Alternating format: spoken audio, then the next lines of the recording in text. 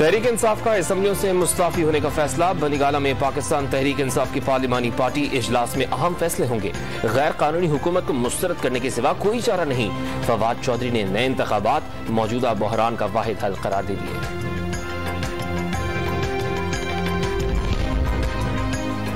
मेंबरान कौमी असम्बली के इस्तीफों का एक वाहिद तरीकाकार है। ये नहीं होता कि इस्तीफा दे दिया जाए और मान लिया जाए। जब सारे इस्तीफे देंगे तो फिर देखेंगे। रहनुमा नून लीग अयाज सादिक का रद्द-ए-अमल। तहरीक इंसाफ को आइन का ख्याल है तो इस्तीफा नहीं देंगे। खुर्शीद अहमद शाह का मशवरा।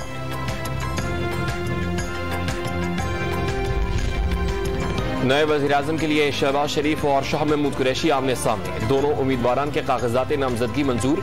शहबाज शरीफ पर पीटीआई के एतराज़ात मुस्तरद। सेक्रेटरी कौमी असम्बली के कमरे में तहरीक इंसाफ और अपोजिशन अरकान में झगड़ा। हुकूमत बनी नहीं और धांधली का आगाज कर दिया। शाह महमूद कुरैशी का इल्जाम।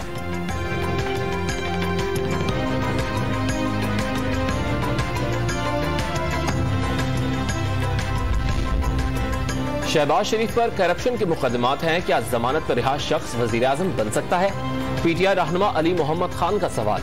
रूल्स वाज़े हैं। एहसन इकबाल का जवाब। पीटीआई रहनुमा को अना के कौल में बंद करार दिया। एफआईए टीम शहबाज शरीफ मुकदमे में कल फर्द जुर्म की कार्रवाई के लिए पेश नहीं होगी। वेलकम टू पुराना पाकिस्तान। फवाद चौधरी का ट्वीट। मामले का ताल्लुक शहबाज शरीफ के कागजात नामजदगी की मंजूरी से जोड़ दिया। शहबाज शरीफ की पीडीएम सरबराह मौलाना फजल रहमान की रिहाइशगाह पर आमद। मौलाना फजल रहमान की जानिब से वज़ीर-ए-आज़म नामजद करने पर उनका शुक्रिया अदा किया।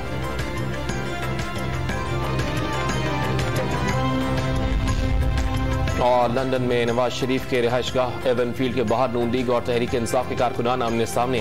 कारकुनान की अपनी अपनी क़यादत के हक में नारेबाजी। हाइड पार्क में भी पाकिस्तानी कम्युनिटी का इमरान खान के हक में मुजाहरा।